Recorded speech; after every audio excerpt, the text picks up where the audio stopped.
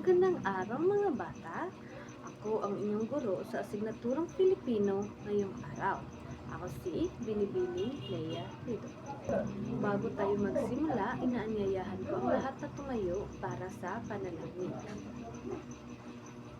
Sa ngalan ng Ama, ng Anak, ng Espiritu Santo. Amen. Amen. Sa Ama, ng Anak, ng Espiritu Santo. Amen. Sa uulitin, magandang umaga mga bata. Kinagagalak ko kayong makitang muli. Nais ko bang malaman kung sino ang sekretarya sa klase? Pwede mo bang itala ang liban sa klase? Maraming salamat. Ngayon, may mga katanungan ako inihanda sa inyo at sagutin ito. Panuto, sagutin ang mga sumusunod, piliin ang titik ng tamang sagot. Para sa unang katanungan, bata pa lamang si Maria at Leonora ay batid na nila ang realidad ng buhay sapagkat sila ay namulat sa blank. A. Kaginhawaan. B. Hirap ng buhay. C. Kaguluhan. And D. Masarap na pamumuhay. Ina. Kanyang sagot ay letrang B. Pangalawang tanong. Tuwing hapon, si Maria ay kasama ng kanyang ina sa pagtitinda ng black sa gilid ng pamilihan. A. Gulay. B.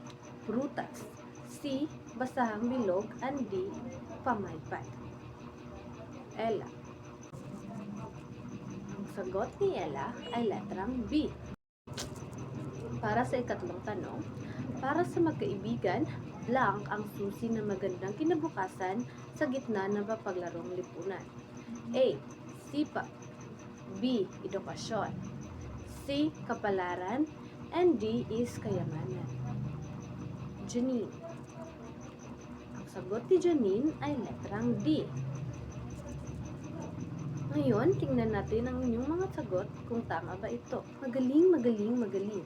Lahat ng inyong sagot ay tama. Bigyan natin sila ng 3 palakpak. 1, 2, 3. Ngayon naman, ay may mga larawan akong inihanda dito. At ang gagawin nyo lang ay hulaan kung anong salita ang binubuo nito. Sige, unang larawan. Ano kaya ang salitang binubuo ng larawang ito? Si Dina.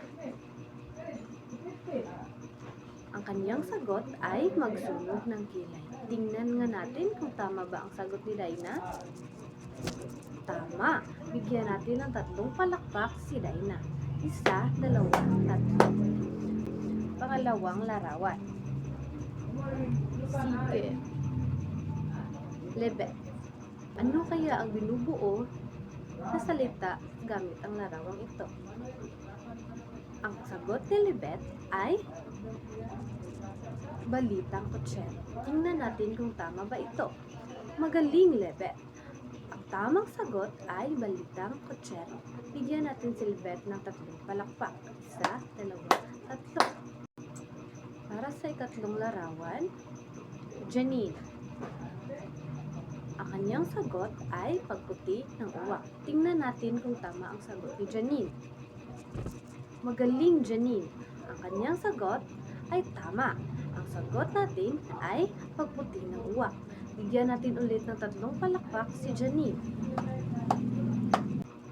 Ngayon naman, dahil nasagot ninyo ng tama ang aking mga katanungan, sa palagay ninyo, gamit ang mga sagot na naitala natin sa pisara, ano ang paksang tatalakayin natin ngayon? Sige. Avi.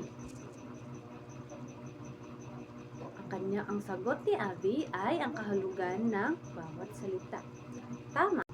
Ang tatalakayin natin ngayong araw ay ang kahulugan ng bawat salita o tinatawag nating denotatibo at konotatibong kahulugan, kasing kahulugan at kasalungat na kahulugan ng malalim na salitang ginagamit sa akda.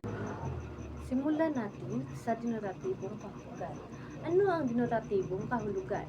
Ito ay tinutukoy ng salita at makukuha rin ang kahulugan gamit ang diksyonaryo. Halimbawa, nakapapasok sa balat ang sikat ng araw sa sobrang init. Ang kanyang kahulugan ay nagbibigay init init at liwanag sa daigdig. Isa pang halimbawa, ang sarap pagmasdan ng dapit hapon sa dalampasigan.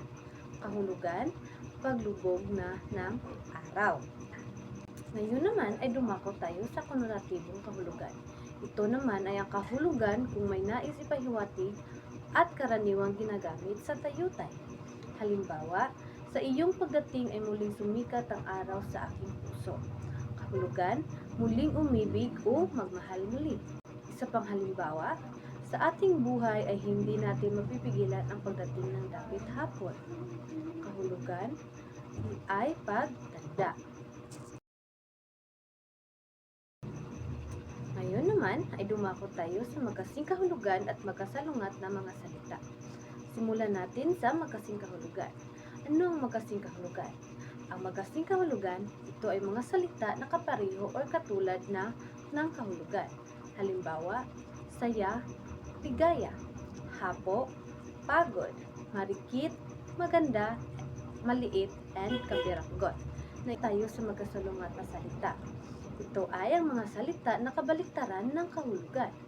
Halimbawa, araw, gabi, malayo, malapit, malaki, maliit, tahimik, maingay, malinis, at madumi. Dahil naiintindihan nyo na ang mga tinalakay natin ngayong araw, may mga katanungan akong inihanda para sa inyo.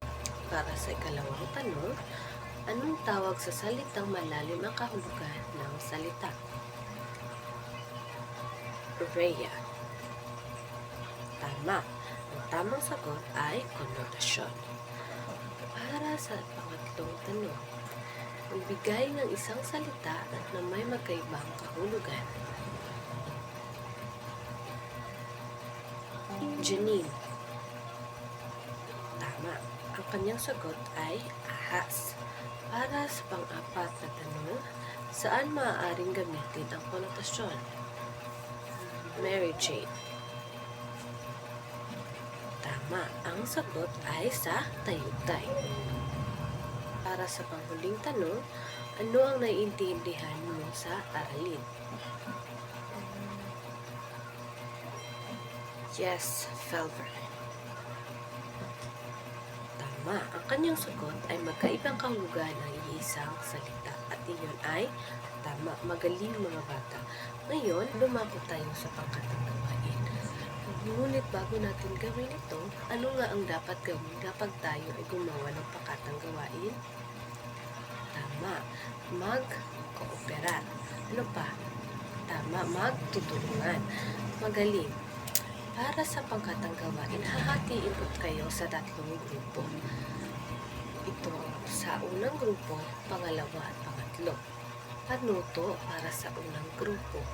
Sumulat ng 3 pangungusap gamit ang salitang may magkaibang kahulugan, guhitan ng salita, lagyan ng kahulugan at ipakita sa klase.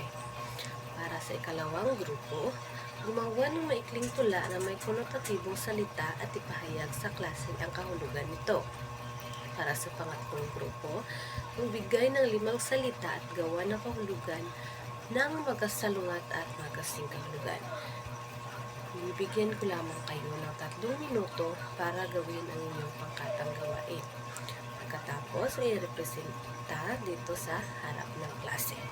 Magsimula. Tapos na ang oras na binigay ko sa inyo.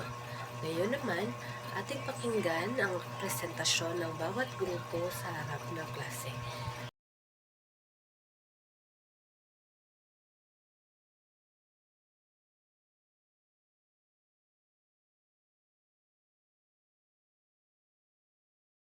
Ang sagot ng bawat grupo ay tama.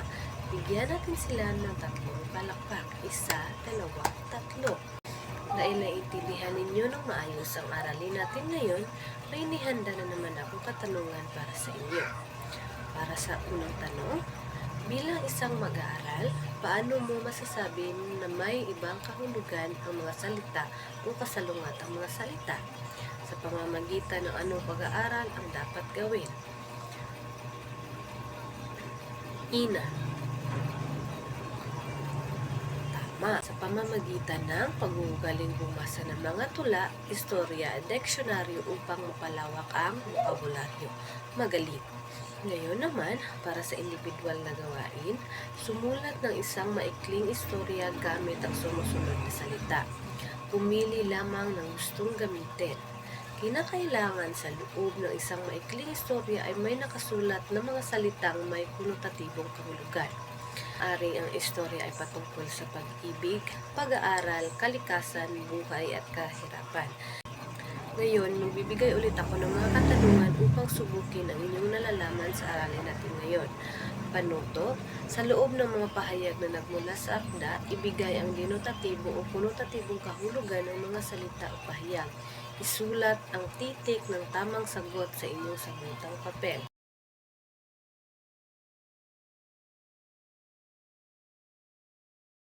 Para sa inyong takdang aralin, basahin ang akdang walang sugat at ipagpatuloy ang pahayag upang makabuo ng isang opinyon tungkol sa suliraning kinaharap ng mga tauhan. Pangalawa, ibigay ang kasalungat ng salita at isulat ang iyong sagot sa patlang. Pagkatapos ay gamitin ang dalawang salita sa pangungusap. Ipasa ang inyong sagot pagbalik ng klase. Tapos na ang klase natin ngayong araw. Maraming salamat sa pakikinig at paalam!